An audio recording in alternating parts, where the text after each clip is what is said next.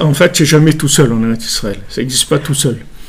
Parce qu'il y a une telle présence, une telle manifestation de la Shgacha Pratit que tu ne peux pas avoir l'impression d'être seul. C'est quelque chose qui n'existe pas en Eretz Israël. Il n'y a pas cet argacha-là. Alors il y a beaucoup de choses comme ça. Eretz Israël, le mariage, les gens ils disent « Ouais, mais comment je vais faire pour me marier? J'ai besoin... » Les gens, avant de se marier, il faut déjà qu'il ait une société à lui, qu'il ait acheté un appartement, qu'il ait des trucs et tout. Après, il va se marier. Mais ça prend du temps. Ça prend beaucoup de temps pour faire ça. Et il y a beaucoup de gens, ils ont déjà 60 ans, ils n'ont pas encore un appartement à eux. Alors si quelqu'un il va attendre, il n'y a rien à attendre. On fait ce qu'il y a à faire, c'est tout. Hachem, il nous a mis dans ce monde et nous dit ce qu'il faut faire. Il faut le faire, c'est tout. Et Hachem, il va donner les moyens de faire. C'est lui qui donne les moyens. C'est pas Hachem, il va pas nous dire de faire des choses sans nous donner le moyen de le faire. Donc le tout, c'est d'avancer, de s'engager, d'avoir confiance, de faire les bons choix. Alors maintenant, d'où ça vient cette emprise-là de l'erreur? Ça vient du Etzadat Tovera, c'est-à-dire le fait que maintenant Adam Arishon, il a mangé de l'arbre de la connaissance du bien et du mal. Alors il a commencé à comprendre des choses sans les vivre. Donc c'était difficile parce que il a commencé à vivre dans de la théorie, et cette théorie-là, elle fait que les gens ils se trompent.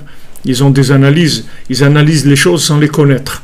Normalement, il devait d'abord rentrer dans Shabbat et après faire Kiddush sur l'arbre de la connaissance, sur le fruit de l'arbre de la connaissance. Et il aurait attendu juste 3 heures.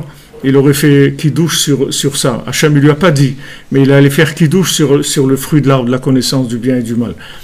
C'est-à-dire que s'il était rentré d'abord dans Shabbat, après il aurait eu accès. C'est-à-dire normalement il fallait rentrer d'abord dans l'arbre de vie et après dans l'arbre de la connaissance.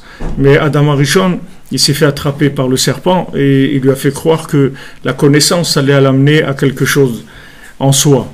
Alors que la connaissance en soi, elle trompe la personne parce que tant que quelqu'un il n'a pas vécu quelque chose, en fait il sait rien du tout. Comme nos Khamim me disent, si je le sais, alors je le suis. Savoir quelque chose, c'est être la chose. Comme il est écrit dans Pirkei Avot, vous voyez toujours les Chachamim me disent Hu haya omer, Hu haya mashaya omer, Hu haya omer. Il était ce qu'il disait. C'est pas il disait des choses. C'est facile de dire des choses. Tout le monde peut dire des choses. Mais être ce qu'il dit, c'est autre chose. Après, quand il dit, c'est pas quelqu'un qui dit. Il fait passer quelque chose quand il dit, parce qu'il est ce qu'il dit. C'est pas en train de dire des choses. Haya Omer, Haya Mashaya Omer. D'abord, il était, après, il disait ce qu'il était. Donc maintenant, l'arbre de la connaissance du bien et du mal, c'est ça qui a rendu les gens fous. C'est-à-dire que les gens, parce qu'ils savent des choses, alors ils croient que ça avance, que ça les a fait avancer. Mais ça te fait avancer rien du tout de savoir. Ça ne te sert à rien de savoir. Tu peux savoir beaucoup de choses, ça ne va pas te faire avancer d'1 millimètre de savoir. Ce qui va te faire avancer, c'est d'être la chose. Et avant quand on apprenait un métier, ça n'existait pas que tu apprenais un métier théoriquement. Tous les métiers s'apprenaient avec de l'apprentissage. Ils ne s'apprenaient pas avec... si tu voulais par exemple prendre des couturiers, tu commençais à apprendre chez un couturier. Au début, il te faisait balayer, vider les poubelles et faire le café, les trucs. Et petit à petit, un jour, tu lui prépares les aiguilles ou le fil, ou tu vas chercher les tissus. Et doucement, tu commences à t'habituer à l'odeur du tissu, à la qualité du tissu, qu'il y a plusieurs tailles d'aiguilles et trucs. Et petit à petit, au bout de quelques années, tu commences un jour à faire quelque chose. Et comme ça, tu apprends le métier. Mais c'est pas les gens, ils apprennent le métier sur un bout de papier. Après, il vient et au bout de quelques années, il dit « Ouais, j'ai fait ça pendant des années, mais en fin de compte, je me suis rendu compte que je suis pas fait pour ça. » Mais si tu avais été avant, tout de suite, tu aurais vu si tu étais fait pour ça ou pas. Tu as besoin de faire des études et d'essayer.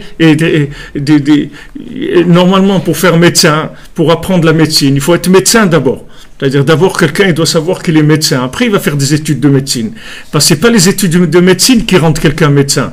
Les études de médecine ça va t'apprendre la médecine. Mais si tu es pas un médecin, c'est-à-dire si tu n'aimes pas soigner les gens, c'est dommage que tu fais ce métier, ça sert à rien. Parce que toi tu vas pas être content et les gens tu vas pas les soigner. Parce que tu n'as pas envie de les soigner, tu vas pas les soigner.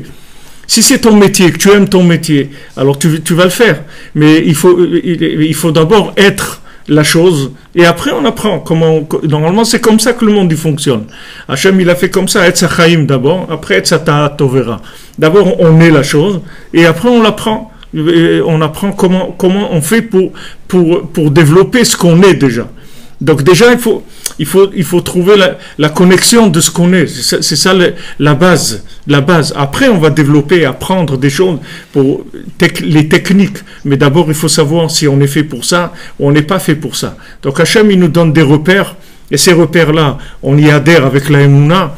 On a confiance, on se connecte à ces choses-là. Et après, on apprend les techniques, comment on fait pour ça.